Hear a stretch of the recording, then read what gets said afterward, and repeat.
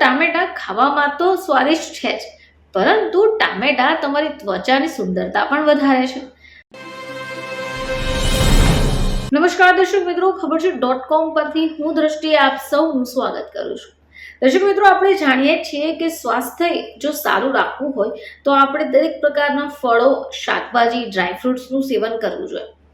હવે શાકભાજીનું સેવન કરવું આપણા શરીર માટે ખૂબ જરૂરી છે, પરંતુ ઘણીવાર એવું થતું હોય છે કે આપણે અમુક શાકોને જોતા જ ખાવાનું ના પાડી દઈએ છીએ.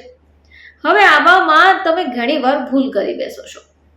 દર્શક મિત્રો, માર્કેટમાં મળતા અમુક શાકો તમારા માટે ખૂબ જરૂરી છે. જો આજે તમે આ જાણી લીધું તો ચોક્કસપણે તેને ખાવાનું શરૂ કરી દેશો. તો એ જાણવું પડશે કે એવું કયું શાક છે કે જે આપણા માટે ખૂબ જરૂરી છે. તો દર્શક મિત્રો, ટામેટા એક એવું શાકભાજી છે કે જે લગભગ દરેક ઘરોમાં દરરોજ જ વપરાશમાં આવતું હોય છે.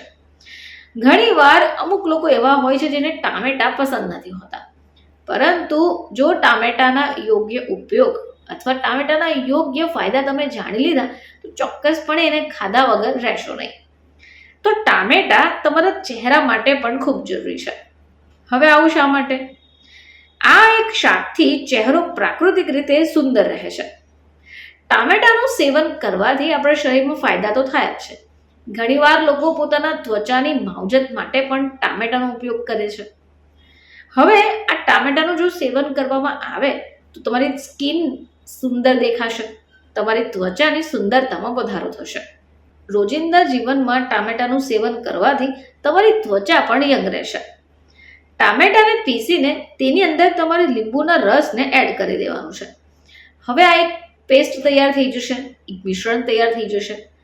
આ જે મિશ્રણ છે તમે તેને ગરદન અથવા ચહેરા ઉપર લગાવી દો. એને થોડી વાર રહેવા દો. લગભગ 15 મિનિટ પછી તમારે ચહેરાને પાણીથી વોશ કરી દેવાનું છે.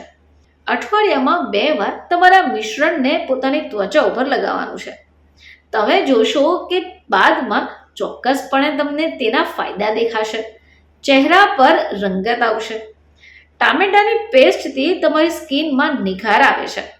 તો ટામેટા ખાવામાં તો સ્વાદિષ્ટ છે જ, પરંતુ ટામેટા તમારી ત્વચાની સુંદરતા પણ વધારે છે.